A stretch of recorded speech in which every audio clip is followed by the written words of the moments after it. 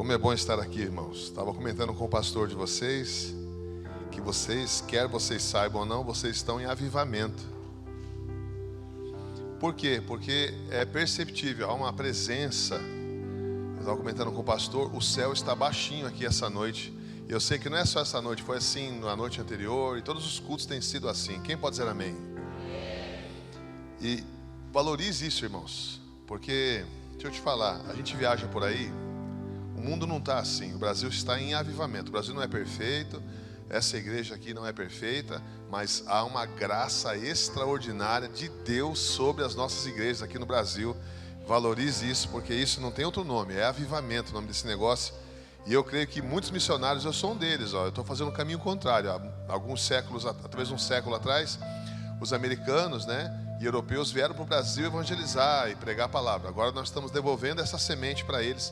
Eu sei que poderia ser alguém melhor, mas em todo caso eu estou indo. E muitos outros também estão indo, eu e minha esposa, por exemplo, e muitos outros estão indo também para fazer o inverso, poder pregar a palavra de Deus. Quero apresentar aqui nominalmente o pastor Sidney e a pastora Alexandra, que estavam orando aqui na frente pelos enfermos. Cadê? Cadê o pastor Sidney ali, meu amigo, Alexandra? E também a Gabi e o Alex de São Paulo. Cadê? Gabi está ali, cadê o Alex? E cadê o Nenê? Está no colo, O pastor Sidney e a pastora Alexandra com os filhos também, Cadê o Gabriel e o Gustavo? Só ia apanhar, os caras tão grandão, vai querer brigar comigo. E eles são pastores, e o Samuca também, Deus o livre, meu amigo pastor Samuel. Fique de pé, Samuel, por gentileza. Você vai ser um grande pastor para a glória de Deus, amém? Pode sentar, você não sabe o que está se achando. E muito bom estar com vocês aqui, essa equipe. Eles são pastores da Global Church em Pinhais, Pinhais, e é uma bênção. Que o fogo que fazia com que o altar funcionasse, que consumia os animais no holocausto, não poderia apagar, deveria estar sempre aceso. E isso tem uma simbologia muito forte, porque este fogo, ele tem um símbolo, ele é um símbolo de algo. O que esse fogo está representando? Olhe para mim. O que esse fogo representa? O que você acha? Você acha que é o amor de Deus? Opção A. Ou você acha que é a ira de Deus consumindo os holocaustos? O que te parece? A ira de Deus. Porque os holocaustos vinham, o que é holocausto? Totalmente queimado, é assado até pó. Então eles colocavam os animais em cima daquela grelha de bronze, o fogo embaixo, o pessoal ficava alimentando aquele fogo com lenha, e tirando, exceto algumas partes, por exemplo, do cordeiro, o peito e a coxa direita, que o sacerdote podia comer, ele podia assar um pouquinho, tá legal, agora eu vou tirar de lado para depois eu comer.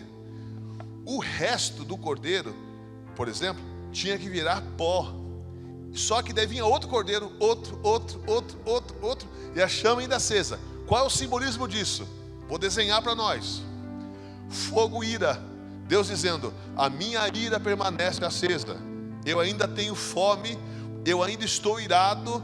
Vocês ainda têm que trazer para mim holocaustos, porque eu estou irado por causa do pecado de vocês. E esses animais cobrem a minha visão de forma simbólica, Então eu não vejo mais o pecado de vocês, porque está coberto o pecado. Esse sangue que esse animal inocente derramou.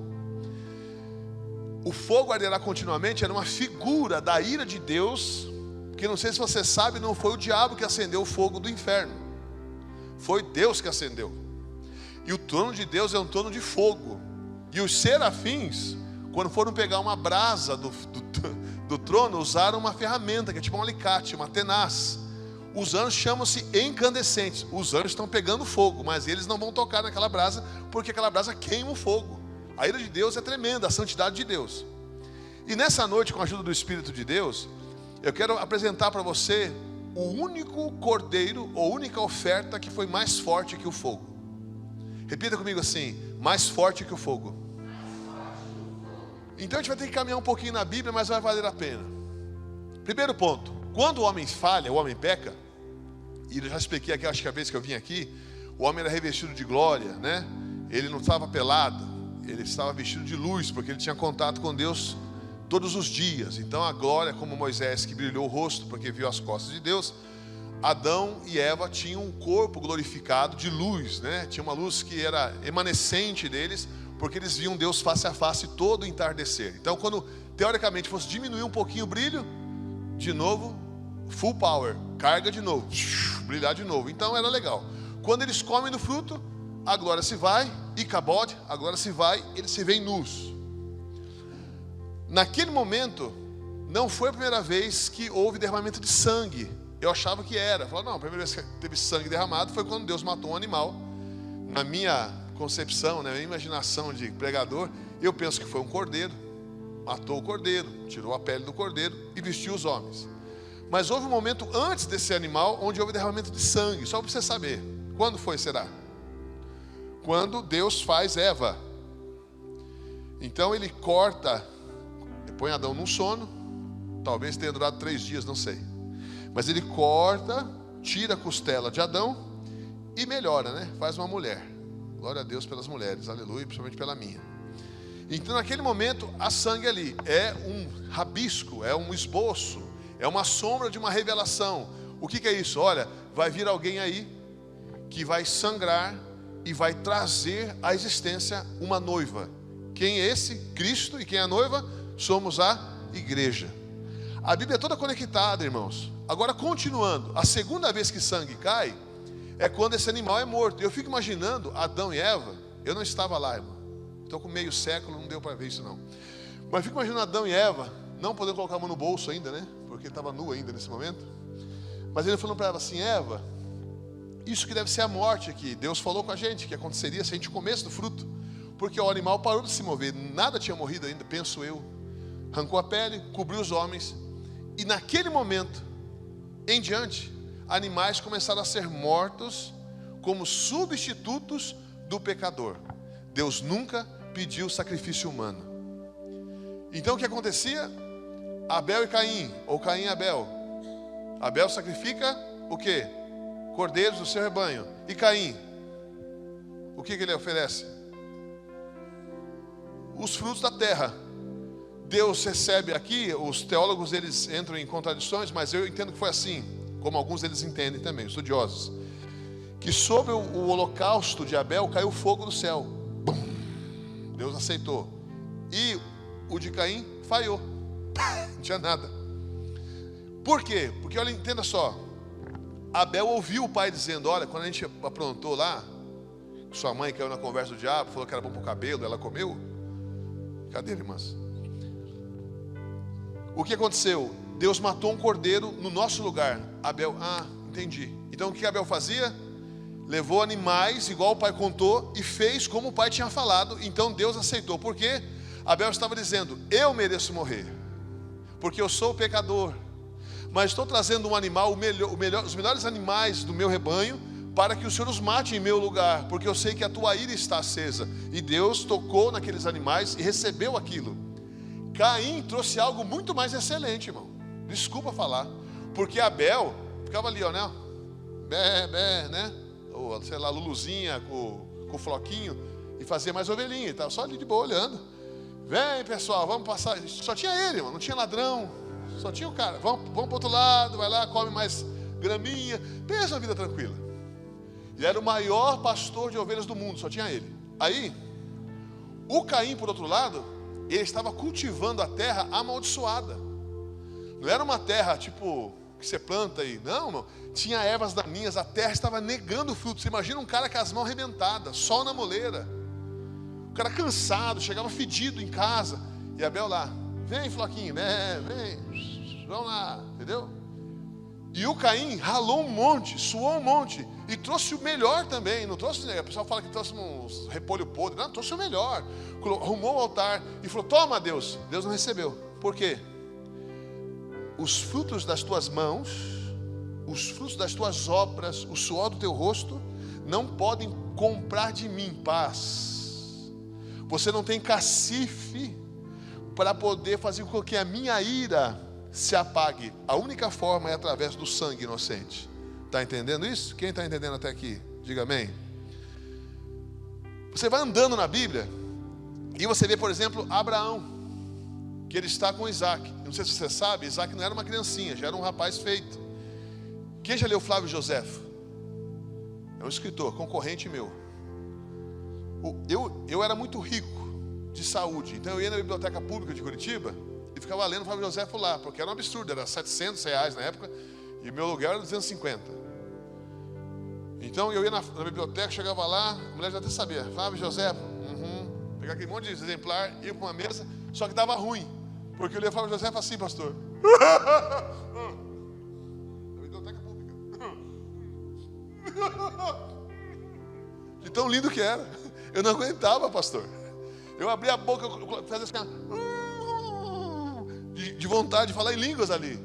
E sabe o que acontece nessa cena em que Abraão sobe o Moriá? O pai fala assim, o filho fala, pai, eu não estou vendo o cordeiro. Daí Abraão fala, olha filho, Deus proverá o cordeiro, Jeová Jirê. Mas a conversa que a Bíblia não conta, e a Bíblia está certa, a Bíblia é perfeita, mas ela não pode entrar em todos os detalhes. Flávio José, através da tradição oral, ele conta, ele fala o seguinte, o filho fala assim, pai, então eu vou ter que morrer no lugar do cordeiro? O pai fala, aparentemente sim. E o filho fala assim, tudo bem, porque todos os homens morrem. Olha a mente desse rapaz. Alguns morrem na guerra, outros morrem de velhice. Não vejo nada mais nobre do que morrer para Deus. E se deitou no altar. Não foi uma briga, ele amarrando o menino. Se deitou, sem corda, sem nada. Pode me matar, pai, eu confio em você. E a fé de Abraão tão grande que ele cria que Deus era capaz, porque ele sabia que o ritual, ele ia ter que matar o menino, esquartejar o menino e colocar fogo para o menino ser queimado em holocausto a Deus. Então, a Bíblia diz que ele tinha, e Flávio José também comenta, ele tinha fé suficiente, ele cria que Deus iria trazer das cinzas o rapaz de volta à vida. Uau!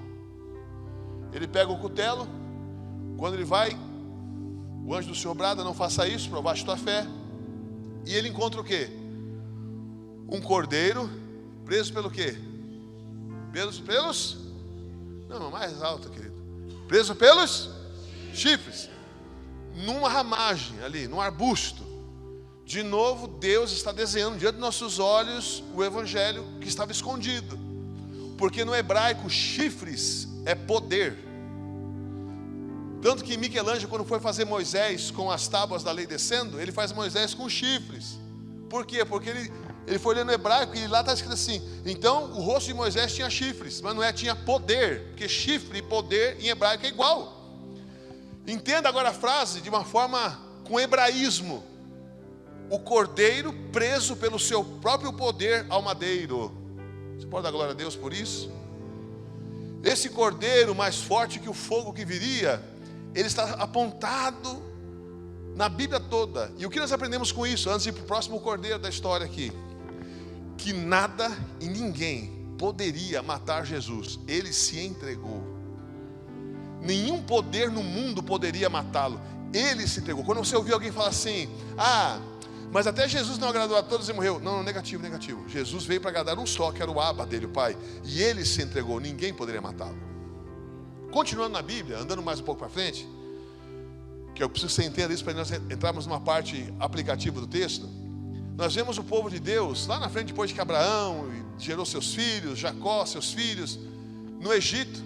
E eles são agora milhares, alguns afirmam que eram 3 milhões de pessoas, num lugar chamado Gozen, que era como se fosse um Pinhais, onde eu moro, e Curitiba fosse o Egito. Então o que acontece? Eles estavam ali, e eles estavam sofrendo tanto, e Deus mandou pragas, e teve a última praga. E Deus usou Moisés, e Moisés disse o seguinte, olha pessoal, essa é a última noite que vocês serão escravos. Você conhece o texto? Já assistiu a novela da Record? É a Bíblia, aquelas novelas tudo. Meu Deus, eu não tenho paciência, pastor. Tento assistir aquelas novelas da Record lá, começa a ter triângulo amoroso entre os personagens bíblicos. Eu falo, não, isso não está acontecendo, eu não consigo assistir, irmãos. Mas enfim, Moisés disse o seguinte, olha, vai haver a última noite em que vocês nunca mais serão escravos. E o que ele diz? Vocês vão cingir os seus lombos, né? Vão estar prontos para pegar a estrada. E cada casa vai sacrificar o quê? Um cordeiro. Vai sacrificar um cordeiro. E esse cordeiro vocês vão comê-lo todo sem quebrar nenhum osso dele. Lembra se algum osso foi quebrado de Jesus na cruz? Nenhum osso dele foi quebrado. Então ele está fazendo de novo, ele está fazendo um link na linguagem de hoje em dia. Ele está ligando uma coisa a outra, sem saber. Moisés não sabe, irmão. Moisés não tem a revelação. Ele diz assim, Deus mandou não quebrar nenhum osso. Ele nem sabe por quê. Diz que é para não quebrar osso nenhum. Eu ia ficar triste, que eu gosto de roer os ossos do cordeiro, né? Costelinha. Aí o que acontece? Ele fala, olha, comam, não deixe sobrar nada, tem que comer todo o cordeiro. Se a família for pequena, chame outra família para comer junto, não pode sobrar nada. Vocês vão pegar o sangue desse animal e vai fazer o que com o sangue? Colocar, o senhor não pode, pastor, o senhor é ó concurso, o senhor não pode responder, o senhor sabe todas. Vai colocar o sangue nos umbrais. Então imagina uma porta, imagina que aqui é uma porta, ó, tá? Bem aqui tem uma porta aqui, ok? Eu vou passar sangue aqui, ó. Eu passo sangue aqui do lado da porta, aqui do outro lado e passo em cima. Ficam duas cruzes e uma porta no centro. De novo, Jesus crucificado entre duas cruzes, ele é a porta de salvação. Passam sangue nos umbrais e Moisés fala o seguinte, olha, nem cachorro vai latir. Eu queria que ele desse essa ordem da rua lá de casa. Meu Deus, se algum vizinho meu está assistindo, pelo amor de Deus, o cachorro é teu, querido. Fala, o cachorro para de latir. Muito bem. Nem cachorro vai latir, vai haver silêncio nas ruas. E o anjo da morte vai passar por Gósen e vai ir para o Egito. E vai matar dentro de cada casa o primogênito. Quem que é primogênito aqui? Primeiro que nasceu, levanta a mão. Você é para fita, queridão, se fosse egípcio. Eu ia sobreviver que eu sou do meio. Ô glória. Aí, passar o sangue e vocês vão ficar, presta atenção, dentro de casa. Ninguém pode colocar o pé para fora. Se colocar para fora, vai morrer. Todo mundo dentro. Agora imagina isso aqui, olha para mim. Eles estão dentro de casa. Moisés falou o que vai acontecer. Que um anjo da morte vai passar e vai matar os primogênitos. Você ia comer numa boa? Você fica, ai, que noite gostosa, que gostoso, né? Tu é o primogênito, você fica, ai, que bom. Pai, quebrei um osso. Não, piá, pá, não pode. Você é louco. Hein? Agora pensa comigo. A tua esposa, no meu caso, a minha esposa é primogênita. Eu vivo bem com a minha esposa. Se a minha sogra fosse primogênita, era outra história. Pai, você esqueceu de passar o sangue nos umbrais. Poxa, brincadeira, minha sogra é uma benção. Está no céu, é um anjo. Aí, morreu já. Aí, você convém comigo que não foi uma noite assim, ó. Ai, que gostoso, vamos comer o cordeiro. Você imagina eu imagino assim, o pessoal assim com medo. Sim ou não? Se fosse você, com medo, irmão. O pessoal tudo falando baixinho. Por que está sussurrando? Não sei, tem um anjo lá fora matando geral. Shhh, fica quieto. Está entendendo? Só te faço uma pergunta. O que Deus falou? Vai passar o sangue? Vai morrer alguém que tem a casa com sangue nos umbrais? Não. Então, é possível também que alguns hebreus fossem cheios de fé e estivessem cantando hinos a Deus. Sim ou não? É possível. Alguém, mas eu sou primogênito, rapaz, mas Moisés é homem de Deus, rapaz. Tudo que ele falou até aqui se cumpriu. Dá glória aí, meu filho. Canta aquela música que é lançamento qual? Joquebê de Moisés não vai morrer. Devia ser sucesso naquela época, né? Deus ouviu o choro do bebê. E estão comendo lá, se alegrando. A pergunta é, o sentimento, a emoção do hebreu que está com medo ou do cara que está alegre, faz alguma diferença sobre o anjo passar e matar? Sim ou não? Não, porque é um mandamento, tem sangue nos umbrais. Eles não estavam vendo sangue, porque eles estavam dentro da casa. Concorda comigo? Então, pela fé, ainda que eles tivessem visto o pai passar, por exemplo, o sangue, mas agora que estão dentro da casa, eles não têm uma visão externa da casa. Então eles têm que crer que o sangue está lá. E que Deus falou com Moisés. Então eles estão comendo o cordeiro e vai dar tudo certo. Querido, o mesmo acontece conosco. Eu não vejo o sangue de Jesus em você. Até vou dar um testemunho aqui que é roubado, né? Do pastor Sidney, que eu achei muito lindo. O pastor Sidney, que está com a gente hoje lá, que é o pastor da Global Church em Pinhais. E ele contando que ele era um garoto, não sei quantos anos ele tinha. E ele estava passando na frente da concorrência, né? Pessoal que joga as coisas, tambor e tal. Aí passou na frente, ele entrou e viu uma mesa assim cheia de doces. Garotão, falou, doce, é comigo mesmo. Ele entrou, não tinha ninguém naquele aposento lá, tipo uma tenda. Ele entrou, a hora que ele foi colocar a mão nos doces para comer os doces, uma das pessoas que era responsável ali pelo movimento, tipo, né? Falou assim, não faça isso. Ele falou, poxa, o doce quase aqui assim. Não faça isso. Ele falou, por quê? Ele estava desviado. Ele estava de férias do evangelho. Estava com o negócio na mão, foi comer. A sacerdotisa lá Os filhos dela eram muito queridos, assim, os filhos dela eram santinhos, a mãe de santo, né? Os filhos dela eram muito preciosos. Falou assim: não faça isso, porque você é filho do homem de branco. Ela viu o sangue, ela viu o sinal do sangue. Nós não vemos uns nos outros, salvo quando Deus nos revela. Eu estava num lugar muito gostoso, numa penitenciária, graças a Deus, só visitando. E naquele dia Deus me acordou às 4 da manhã. E depois daquele dia começou a virar uma coisa comum, Deus me acordar às 4 da manhã. Às vezes eu finjo que eu estou com insônia, eu digo, não, é eu que acordei. Aí eu posso virar de ponta cabeça no colchão e ele fala, vai orar, eu sou obrigado a orar. Aí você pensa assim, que homem espiritual. Não, irmão, é que Deus fala assim, você vai orar. E eu vou orar. Aí aquele dia eu acordei às 4 da manhã. Passou um rapaz lá que sempre ia comigo. O pastor Sidney conhece, a pastora Alexandra também. Aleatoriamente peguei o maior cara da igreja para ser meu segurança. Falei, você, o cara do armário, né? O cara mais largo que eu. Aí o cara parou o carro lá e Deus falou comigo. Passei a madrugada toda orando. Deus falou comigo assim, não fale nenhuma palavra. Aí eu entrei, já contei essa história, receba de novo. Aí entrei no carro, cidadão, e ele falando assim, poxa pastor, tudo bem? Aí ele falou, dormiu bem? E Deus falou comigo assim, não fale nada. Sim senhor, está falando, vou obedecer. Aí ele falou assim, poxa pastor, vendi uns negócios para meu primo lá, meu primo não me paga. Eu assim, ó, complicado, né? Eu fico vendo os posts dele, ele na night, gastando dinheiro, não me paga. Eu assim, ó, o que você acha, pastor? Chegamos na penitenciária lá, o diretor da penitenciária, o presidente, como é que chama aquele cara lá, falou, pastor, que bom que você veio. Aí eu podia falar, Deus falou, pode falar agora. Eu falei, graças a Deus. Eu falei, que legal, por quê? Porque teve um motim ontem aqui, uma rebelião. Eles quebraram todos os vasos sanitários, tem fezes, urina para todo lado. Pavilhão 7 está virado no Satanás aqui lá, tipo um poltergeist. E que bom que o senhor veio, porque só o senhor consegue entrar lá. Aí a minha alma foi embora do meu corpo, porque eu fugi. Eu peguei ela de volta, volta aqui miserável. Eu sou tricotômico, eu creio que é corpo, alma e espírito. Eu preciso de você. Aí passamos pelas coisas lá, revista, negócio de não sei o quê.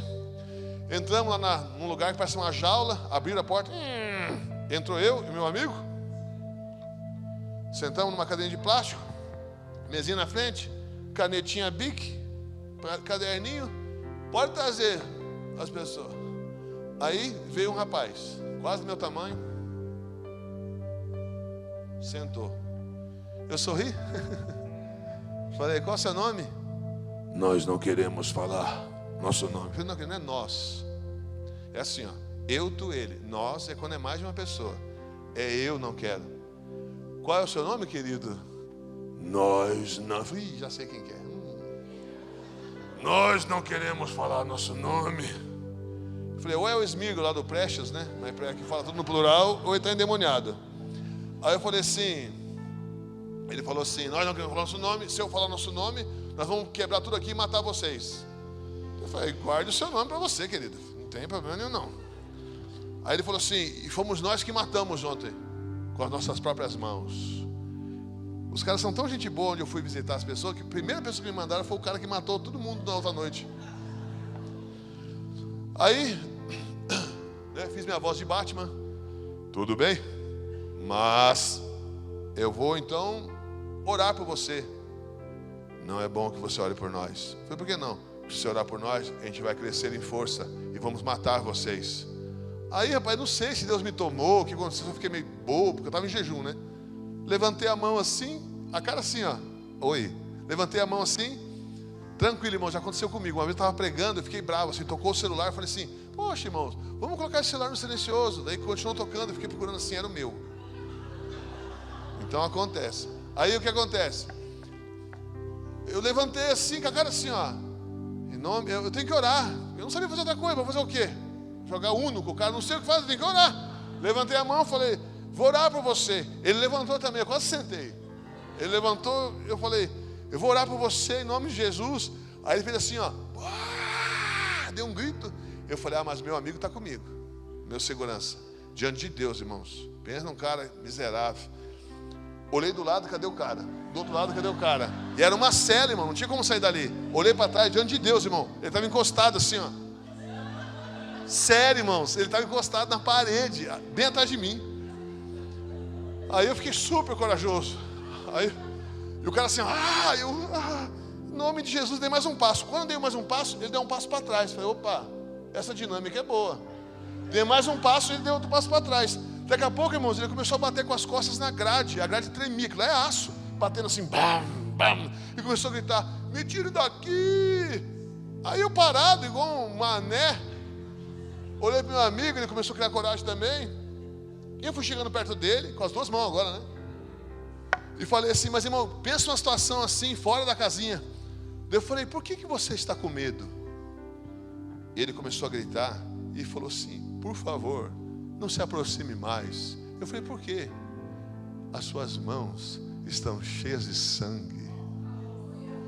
E esse sangue me queima. E eu perguntei, sangue de quem? Você sabe de quem? Daquele nome que eu não posso falar. Aleluia. Tem sangue do Cordeiro sobre a sua vida, quer você veja ou não. Agora eu te pergunto, muitos cristãos, e a próxima vez que você for aplaudir, caso haja, aplaude com recheio, igual alguns fizeram. Como é que aplaude com recheio? Você aplaude da glória. Aí fica a coisa para Jesus.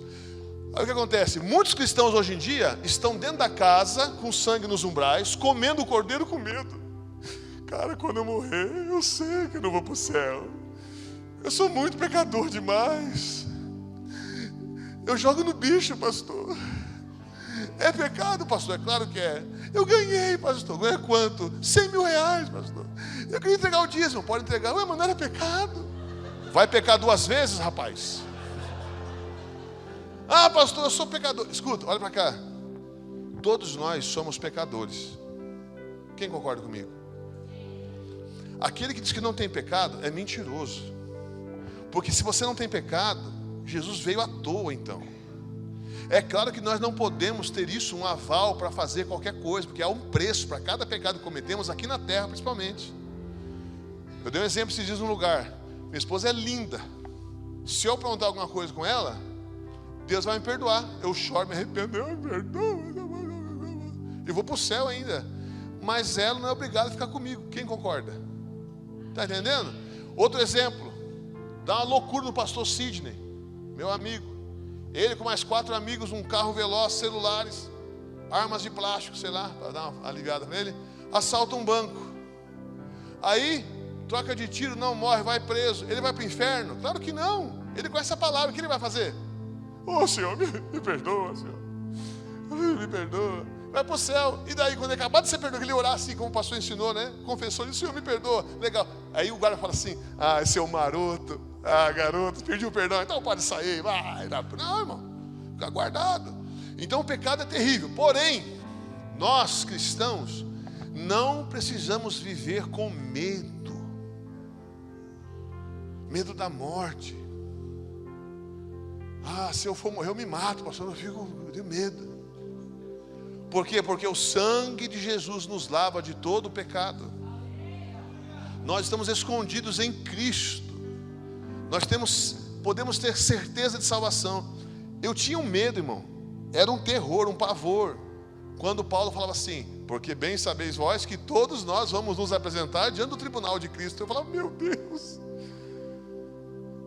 Não. Tribunal de Cristo não. Por que eu imaginava? Uma tela. Aí eu falava assim, Peterson. O cara se colocava de pé. 3 anos de idade, você deu um tapa na cara da tua mãe. Aí chega na adolescência, meu Deus. Aí eu falava assim, não, como assim o tribunal de Cristo, cara? Não tem como, meu Deus do céu. Aí eu fui no grego. Para o crente não tem julgamento. No grego, o tribunal de Cristo é bema. Bema é o assento que César ficava para colocar os louros, aquela coroa na cabeça dos campeões olímpicos. Já imaginou? O Bolsonaro. E eu não quero falar de política aqui, que eu não voto em quem quiser. Já falei 22 vezes esses dias na igreja, até cansei. Mas enfim. Aí o Bolsonaro vai colocar medalhas no peito do povo. Pensa só a cena. Olimpíadas no Brasil, o Bolsonaro vai colocar medalha. Aí tem um cara, pensa a situação. O cara ganhou de ouro, 100 metros rasos. Ganhou do Bolt. Ele vai pôr a medalha e fala assim, viu? Só que a gente puxou tua ficha ali, está devendo imposto. Tá? Na hora de colocar a medalha. Está devendo imposto. Nós vamos tomar a tua casa, tá? Aprenda a pagar imposto. tá? E tem o PVA também que está atrasado, IPTU, toma medalha. Tem algum senso isso? O que ele vai falar? Parabéns, campeão, você orgulha a nossa nação. Você ganhou, rapaz, medalha de ouro para você, ó. Anderson, o cara sonhando demais. Você ganhou. O bema é um momento de glória, onde Jesus vai coroar os crentes. E nós vamos ficar assim, como assim? Ele morreu no meu lugar, pagou o preço no meu lugar, derramou o sangue dele, ele sendo Deus fez homem. E eu vou receber alguma coisa ainda? Eu não mereço nada. Ele vai dizer, eu sei, mas eu quero te presentear. E você vai receber aquelas coroas. Eu acho que, penso eu, que logo em seguida vai colocar os pés nele, porque você vai dizer, Senhor, toda a glória dou a ti. O bema é o lugar que você vai receber premiação. Aleluia. Crente, cinge os teus lombos, come do cordeiro e celebra a salvação. Você não é mais escravo do pecado. É isso que a Bíblia está nos mostrando, a Bíblia toda. Quer ver outro exemplo? Nos livros de Juízes, até no livro de Reis também, mas de Juízes, dá para você resumir o livro de Juízes assim, ó. Deus os abençoava, eles prosperavam, se esqueciam de Deus, adoravam outros deuses, o pau torava na cabeça deles, eles se arrependiam, Deus mandava livramento, eles prosperavam, esqueciam de Deus, e fica assim, ó. Eu acho até chato ler, Deus me perdoe falar, mas ler Juízes, porque assim, ó, eles vão errar. Ele começou a prosperar, caiu de novo, agora eu vou arrepender, aí manda alguém, salva, aí faz tudo errado e cai. É assim, ó, até o fim. Aí entra a Reis, dá uma melhoradinha com Davi lá, depois daqui a pouco também vai. O que eu aprendi com isso? Eu falo assim, Deus, mas pensa comigo, por que o Senhor ficava zangado com eles? Porque todo mundo é pecador. Quando eles se desviavam de Deus, eles começavam a acender incensos e fazer ofertas de oblação a outros deuses, e o sangue dos cordeiros parava de correr nos altares ou no altar do único Deus vivo. Quando o sangue dos cordeiros paravam de correr, a visão de Deus os via pecando. Porque se eu sou pecador, eu pego o cordeiro, já fiz aqui, né? Peguei o cordeiro, tá. Eu não vim, pastor, não falte mais em culto. Aí, a pessoa trazia o cordeiro, aqui é o cordeiro. A pessoa trazia o cordeiro, bem rapidinho. O sacerdote olhava e falava assim, ó, esse cordeiro não, está com o pé quebrado, vai embora. Quando o cordeiro estava ok, o sacerdote nem olhava para o pecador, olhava só para o cordeiro, falava, legal, o cordeiro está de boa. Põe a mão sobre o cordeiro, a pessoa colocava. Ele falava assim, tetelestai, o cordeiro está ok. Daí ele falava, olha comigo, minha iniquidade passa para o animal, a inocência do animal passa para mim, vai na paz, leva o cordeiro para morrer, tira a perna direita e o peito, queima o resto em holocausto, é nós, próximo. Quando isso parava de acontecer, quando os cordeiros estavam fluindo, os animais de sacrifício, a visão de Deus era bloqueada, isso de forma simbólica, de forma antropomórfica, como se Deus tivesse visão humana. Então, não posso ver, eu combinei, eu quis assim, eu não vou ver através do sangue. Então o sangue vinha e Deus ficava feliz com Israel. Ah, tudo bonzinho. Está tudo errado, Deus, eu sei, mas tem um sangue sobre eles, está tudo bem. Quando eles começavam a adorar outros deuses, a quantidade de sacrifícios, de cordeiros, de animais, diminuía ao ponto de Deus ver através dos buracos espirituais e dizer assim, agora vocês vão sentir o peso da minha mão. Aí vinham os inimigos, os medianitas, os filisteus, acabavam com eles. O que eu quero dizer para você? A nossa esperança tem um nome, é Jesus. Agora você vê, foram milhares de anos matando animais, formando uma cosmovisão na mente dos israelitas e do mundo, de que o sangue era o pagamento pelos pecados. Estou indo para o final, me suporte. Aí o que acontece? Vem Jesus. Num dado momento, o primo dele está batizando no Jordão, olha para Jesus e fala assim, eis aí, o Cordeiro de Deus. Olha a tua mente, ó, todos os animais foram mortos, toda a história da humanidade, desde o Éden até aquele momento no Jordão. O João Batista fala assim, eis aí o Cordeiro de Deus, que faz o quê? Ele tira o pecado do mundo.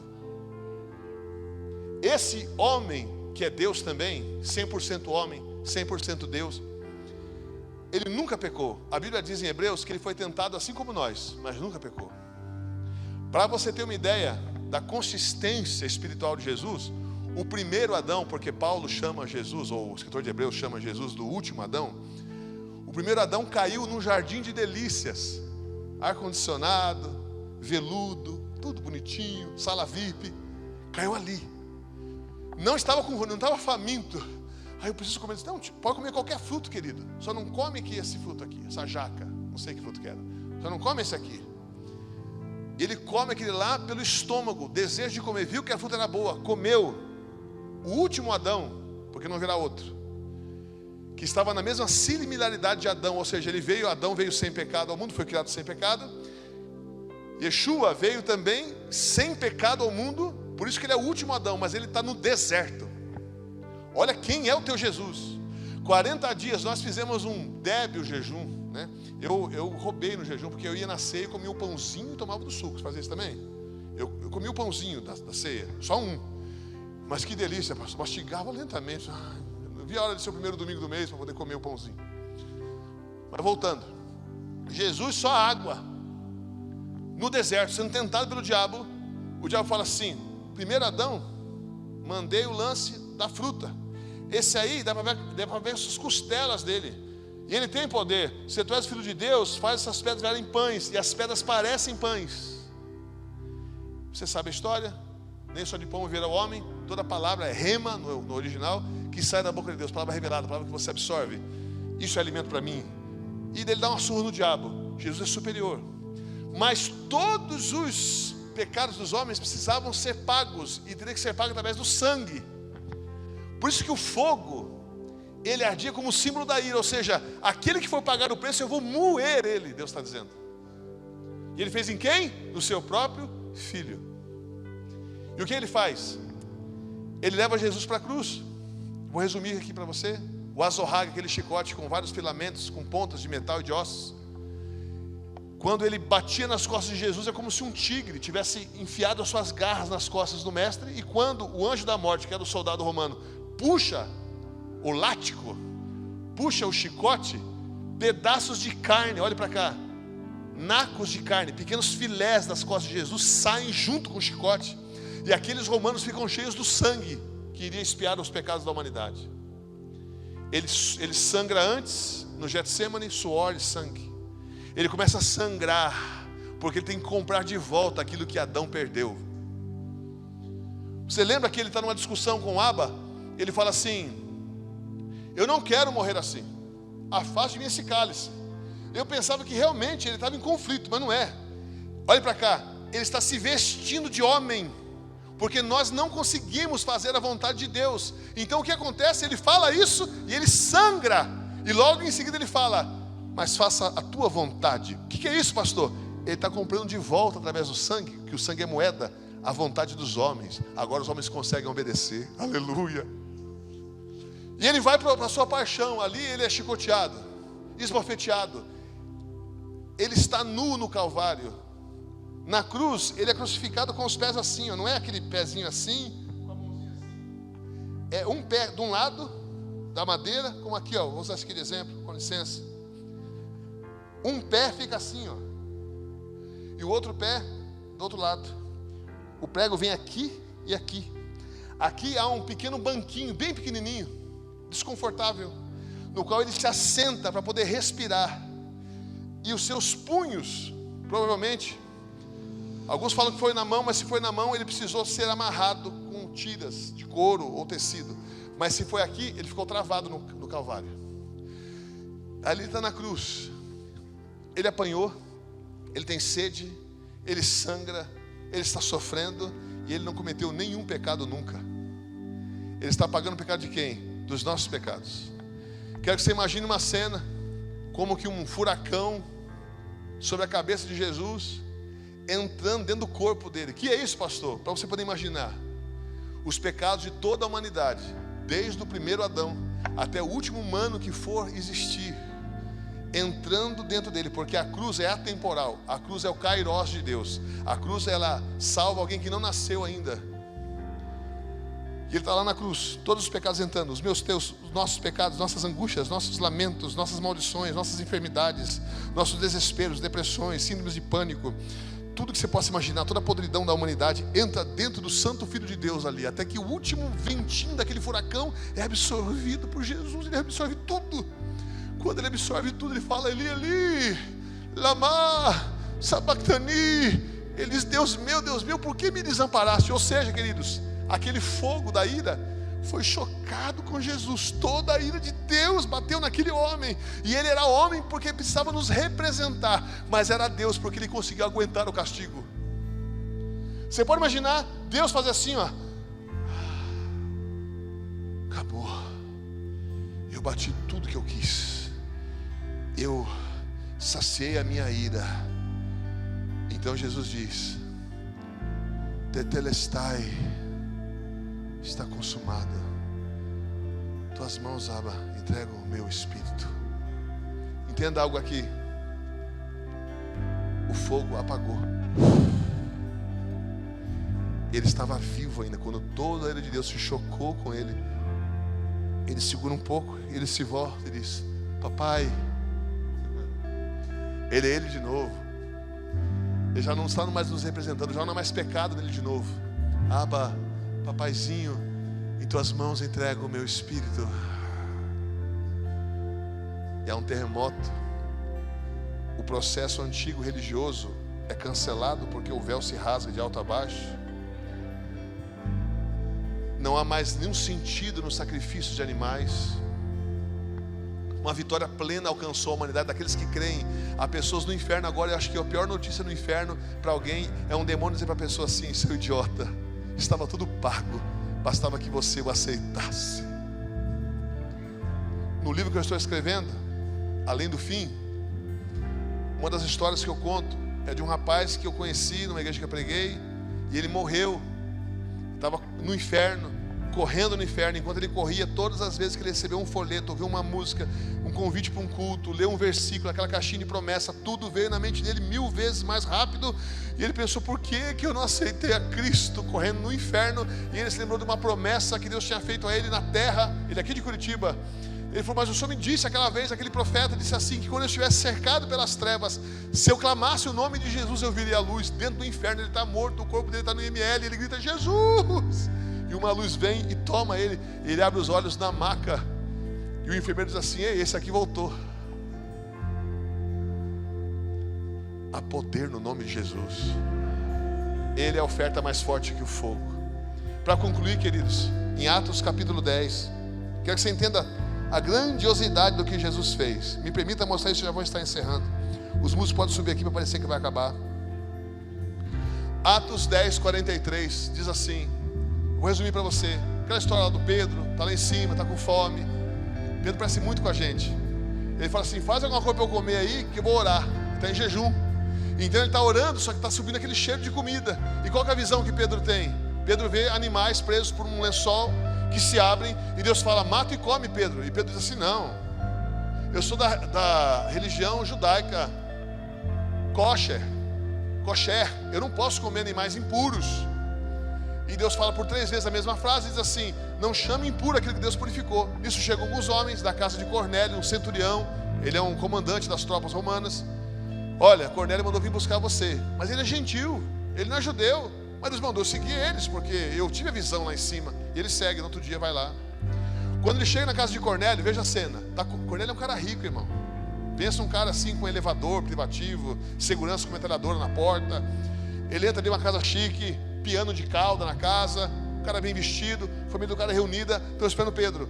Quando Pedro entra, não tinha metralhadora, irmão, só para você entender nos dias de hoje, tá? Você vai falar que eu estou ficando louco.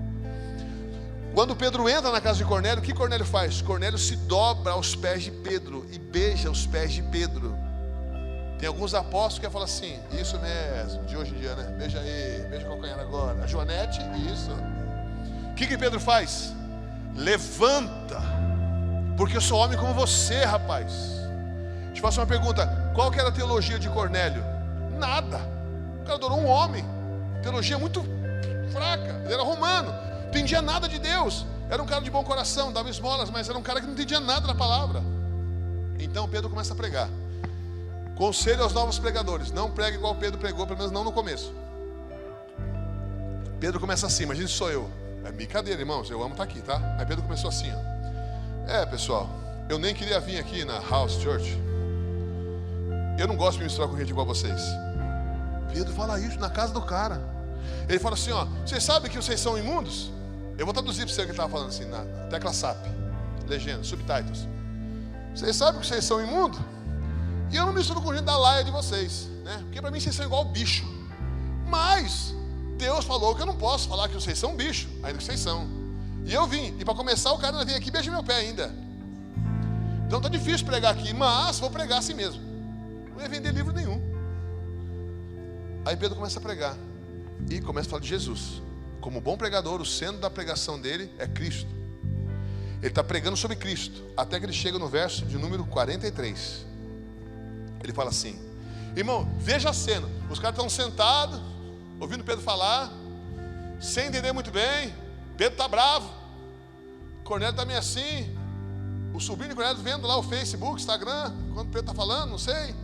Ele fala assim, ó, verso 43. Todos os profetas dão testemunho dele. Dele quem? Jesus. De que todo que nele crê, recebe o quê? O perdão dos pecados, mediante o seu nome. O Pedrão estava pregando. Ele não concluiu ainda, ele está pregando, ele está no começo, mas ele falou alguns minutos. Verso 44. Enquanto Pedro ainda estava falando essas palavras, o Espírito Santo, o Ruach HaKodesh, desceu sobre todos os que ouviam a mensagem. No original é atacou os que estavam ouvindo a mensagem. Pam! E os caras quebraram o culto, porque começaram a falar línguas estranhas, fazer aviãozinho, pular, gritar, falar em línguas. Não sei como foi que eu não estava lá. Mas o Espírito de Deus caiu, eles começaram o outro e Pedro ficou assim, ó. Você viu que momento que o Espírito Santo caiu sobre eles? Com a frase: todos os profetas dão testemunho dele, de que todo que nele crê recebe o perdão dos pecados mediante o seu nome. O que significa isso? O cordeiro que foi colocado no Calvário aplacou a ira de Deus. Não tem ira mais para Cornélio, não tem ira mais para aquele que crê. Se você creu, Deus esquece o teu pecado e te perdoa. Naquele momento o Cornélio fala assim: ah, entendi, morreu pelos meus pecados. Quando o entendimento, aquela palavra que foi logos, que foi falada, vira rema, porque agora é grafos, é escrita, mas quando virou rema, e Cornélio recebe aquela revelação, e todos recebem, o Espírito de Deus cai sobre eles, eles são cheios da glória de Deus. Você está perdoado, crente. Você tem que estar na fila do SUS assim, ó. O que foi? Problema no rosto. O que foi, derrame? Não, é que eu fui no culto domingo. Estou perdoado, cara. Eu dava com peso nas costas, tinha medo do tribunal de Cristo. Agora eu vou dormir assim, acordo assim, meu time perde, eu estou assim, porque eu estou salvo, cara. Eu vou ver se eu coloco botox para voltar ao normal, porque eu estou tão alegre. Todo o peso se foi. Pastor, isso é um aval para o pecado? Claro que não, não seja idiota. Desculpe. Isso deve ser um incentivo. Se você cair, você vai se levantar e você vai servir a Deus até o fim. A Bíblia diz: 7 vezes o justo cairá. Mas se cair não é justo. Ela caiu 7 vezes, pastor. Não, mas é que todo mundo é igual. Mas o justo, ele se levanta. A Bíblia diz: mas o justo se levanta, o ímpio cai e não se levanta mais. Se põe em pé, parece que vai acabar, em nome de Jesus. A última história aqui, essa noite, antes de nós louvarmos ao Senhor. Segura só um pouquinho o louvor aí, se eu vou me empolgar, eu vou começar a cantar. Escuta. Aquela vez que Moisés desce com as tábuas da lei, e o pessoal está fazendo o primeiro carnaval da história da humanidade. Já assistiu os 10 mandamentos? Já leu? Ele desce e o pessoal fazendo o quê? Esquindou, pessoal pelado, orgia. Tem 2 bezerros de ouro. Arão, que era parente de Moisés, fala assim: olha que cara sem vergonha, Deus me perdoe, fala de Arão, mas olha só, pastor, vê se tem cabimento. Moisés fala: o que é isso? Ele fala assim: não sei. Se bater com o martelo, saiu 2 bezerros. Você viu, rapaz, que loucura? 2 bezerros de ouro. Que é o que ele fala. Aí Moisés faz o quê? Quem é por mim? Os levitas ficam atrás de Moisés. Ele fala assim: queridos, com muito amor e carinho, pega as espadas. Eles pegam, saem matando geral o povo. Eles saem matando os próprios da sua raça. Quantos homens morrem ali? Homens e mulheres? Alguém sabe o número? Aproximadamente 3.000. Sabe que dia foi esse? Foi o primeiro Pentecostes. O primeiro Pentecostes de manhã, Moisés descendo, praticamente 3.000 pessoas morrem pela espada dos levitas. E depois que o fogo apagou, que não tem mais vida para os homens em Cristo. Primeiro Pentecostes, depois que o fogo apagou, a ira de Deus para aqueles que estão em Cristo já não existia mais. Pedro se levanta de manhã, mesmo horário de Moisés, prega uma mensagem rápida, curta e certeira sobre o Cordeiro. E quantos são salvos? 3.000 homens. O que é isso, pastor? É Deus fazendo um link entre o Velho Testamento e o Novo Testamento e mostrando, agora sem a minha ira é melhor. Não tem ira para você, meu irmão, você é amado. E quando eu peco, pastor? Quando eu peco, quando você peca, você se arrepende, restart, comece de novo. Quantas vezes? Espero que poucas, mas se você tiver uma falha de muitas vezes, Deus vai pegar você no caminho, Ele vai ajudar você, Ele não vai te perder, você não vai se escapar das mãos de Deus, Ele te ama. Uma vez ligou um cara lá em casa, eu falei, eu queria falar com fulano, ele falou, sou eu. O senhor que é o pai, era amigo da minha filha. O senhor que é o pai da fulana, ele falou, eu sou ex-pai. Eu falei, desculpa, peguei pro celular, bati no celular. O senhor pode falar de novo? Meu celular tá meio louco. Ele falou, eu sou o ex-pai da fulana. Eu falei, querido, eu já ouvi ex-marido, ex-mulher, ex-patrão, ex-sócio, mas ex-pai, eu nunca ouvi não. Eu falei, pois é, eu decidi ser ex-pai. Eu falei, não existe, nem no dicionário não existe isso, querido. Você vai ter que ser pai dessa menina pro resto da vida. E aconselhei ele, orei com ele e tudo mais. Querido, teu pai não vai te deixar. Pastor, eu sou errado, eu sei que você é. Eu também sou falho também. Mas o sangue de Jesus tem poder para mudar a tua história. Querido, para encerrar, nós cantamos um louvor, você vinha aqui à frente, eu creio que Deus vai fazer grandes coisas hoje aqui. Eu entro na dinâmica agora, quando eu vou orar, desde que entendi esses textos, eu entro na oração assim, ó, Senhor, eu não mereço nada, mas não estou aqui por mérito, eu estou aqui por causa do sangue de Jesus, então eu quero receber o que estou te pedindo. Irmãos, eu recebo, porque eu entro com o Cordeiro que tirou a ira, eu menciono que Jesus pagou o preço e recebo de Deus. Queridos, tenho visto milagres quando eu prego essa mensagem sobre que o pecado foi perdoado, que o Evangelho é isso. É lógico que você precisa ter boas obras, porque o seu vizinho ele não é Deus, o seu vizinho precisa ver boas obras em você, para que ele se achegue ao Evangelho. Mas você não é amado pelo que você faz, você é amado pelo que Jesus fez por você. Quando eu peço coisas a Deus agora, que são impossíveis, eu recebo. Queridos, me dá 2 minutos. Eu fui viajar para Palmas, interior do Goiás, interior do Paraná. Eu e minha esposa fui orar para uma pessoa que estava endemoniada, não tinha orado aquela semana, não tinha lido a Bíblia. Já tinham ido vários crentes lá para expulsar aquele demônio, apanhado daquela mulher. Eu entrei lá na escadaria, falei, Jesus, vem comigo. O demônio saiu quando ouviu o som do portão batendo, o demônio foi embora. Esses dias numa igreja, queridos, fui orar para uma mulher. Irmão, não pensa que eu sou uma pessoa que não ora, eu oro bastante. Minha esposa é testemunha que eu oro bastante, jejum. Inclusive estou em jejum nesse momento, tá? Não pensa que eu sou um maluco, não. Só tenho a cara. Mas escuta, fui orar por uma mulher. Eu tinha assistido Netflix a tarde toda. A hora que eu vi era a hora do culto. Peguei a Bíblia, fui para o culto, preguei, foi uma benção, modéstia à parte, foi uma benção a palavra. Aí a mulher ficou endemoniada no gabinete. O pastor da igreja menonita abriu a porta do gabinete e disse, pastor, expulsa aí que eu não estou conseguindo expulsar. Eu pensei, esse ancião, um homem santo, a cara do homem era um homem santo, cabelinho branco, seus 70 e poucos anos. Eu falei, meu Deus, eu vou levar um pau. Ele falou, pastor, o senhor expulsa lá. Eu falei, tá bom, querido. Eu entrei no gabinete assim, ele encostou a porta, ficou na porta ali, né? Eu entrei, uma moça assim com o cabelo igual ao do Chamado. Nós assistimos o filme, havia capa, né? Aquele cabelo assim. Nós assistimos filme de terror. Aí ele ali, em nome de Jesus,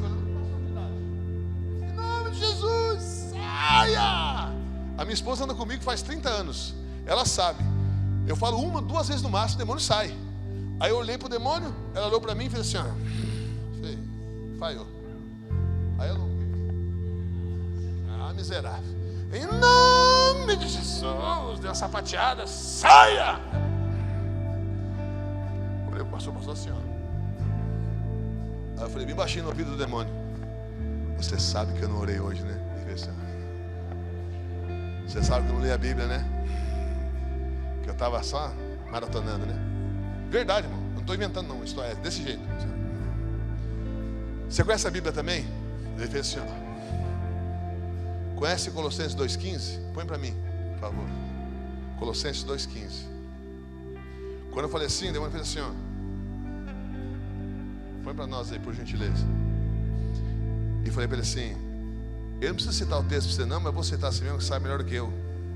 E despojando os principados e potestades, publicamente os expôs ao desprezo, triunfando deles na cruz. Não é sobre o tempo que eu gastei hoje, eu sei que eu estou errado, devia ter orado, né? Mas é aquilo que ele conquistou no Calvário. Sai agora, em nome de Jesus. Ai, pastor, velho, pastor, uma benção, está liberta. E comprou um livro meu ainda, aleluia, Deus é fiel. Queridos, se alegre no teu Deus, porque sobre você a ira se foi. Você é alguém que, se você está em Cristo Jesus, você é alguém que não vai para o inferno. Diga amém. Porque Deus vai sempre estar resgatando você, porque você é propriedade comprada pelo sangue de Jesus. Eu quero chamar aqui na frente pessoas que estão aqui conosco. Pastor, eu quero viver numa esfera sobrenatural, pastor. Eu quero que milagres aconteçam. Eu quero ser um portador do peso da glória de Deus. Sai do seu lugar, vem aqui à frente, vamos orar. Oh, Shabadando, Nikinaya, sei. O cordeiro mais forte que o fogo, o sacrifício que foi mais forte que a ira, o nome dele é Jesus, o nome dele é Yeshua. O nome Yeshua em português é salvação. Se você está em Cristo, não há julgamento mais sobre você, nenhuma condenação há para os que estão em Cristo Jesus. Respire essa salvação. Sai daqui essa noite glorificando o nome do Senhor, cabeça erguida diante das potestades, diante dos principados, dos demônios. Você foi comprado. Você não vai morrer, você vai entrar na presença de Deus. Aleluia, cantamos aleluia, cantamos aleluia.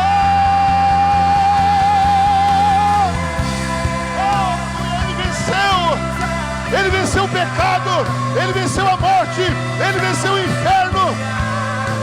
Cantamos aleluia, o Cordeiro venceu. Os anjos cantam, os homens exaltam. Cantamos aleluia, o Cordeiro venceu.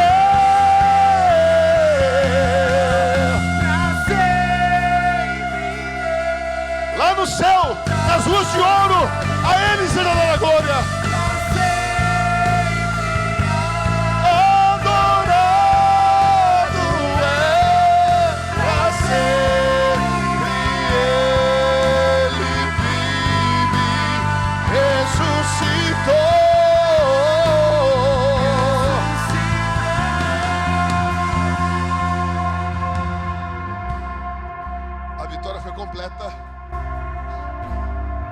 O véu foi rasgado. O escritor de Hebreus diz: aqueles que experimentaram o dom de Deus e se afastaram e caíram, não podem mais ser renovados. O que ele estava dizendo é que haviam judeus entre os hebreus ali que estavam voltando a sacrificar animais no templo. E o escritor de Hebreus está dizendo: vocês estão doidos? O que Jesus fez foi cabal, foi absoluto. Jesus pagou todo o preço. Vocês estão querendo crucificar Jesus de novo? O escritor está dizendo em Hebreus, e a resposta é: Jesus é o pagamento. Todos os seres humanos merecem ir para o inferno, porque todos pecaram e foram destituídos da glória de Deus. Mas aqueles que olharam para o Cordeiro, oh aleluia, receberam salvação. A ira de Deus não está mais sobre você, meu amado irmão. Você é amada, você é ungido, ungida de Deus. Você pode deixar o seu passado para trás. Você pode queimar o seu passado, porque se você viver no passado, você vai morrer para o seu futuro.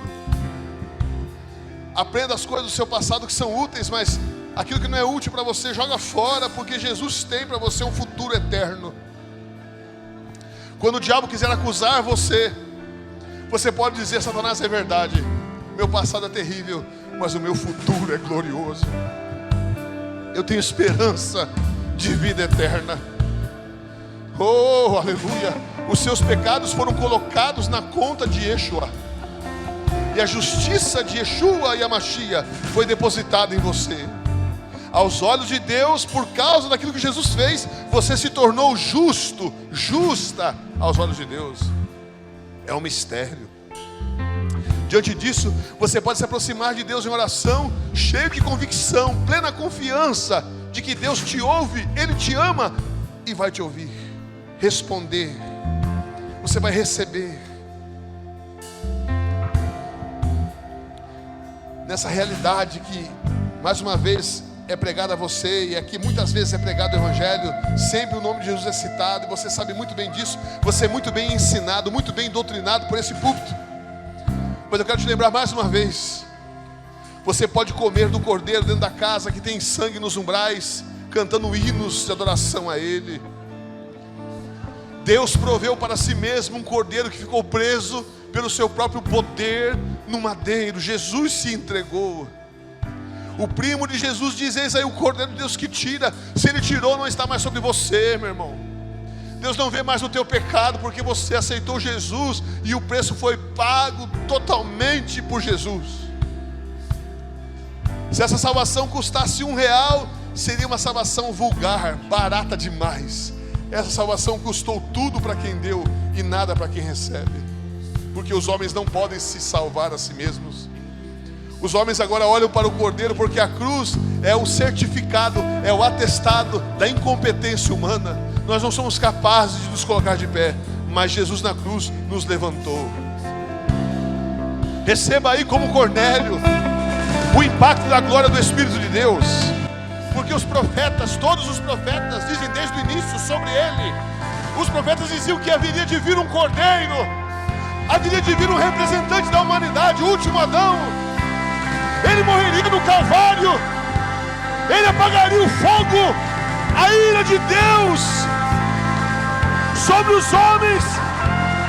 Ele venceu o diabo, Ele venceu a doença, Ele venceu a morte. A Ele a glória.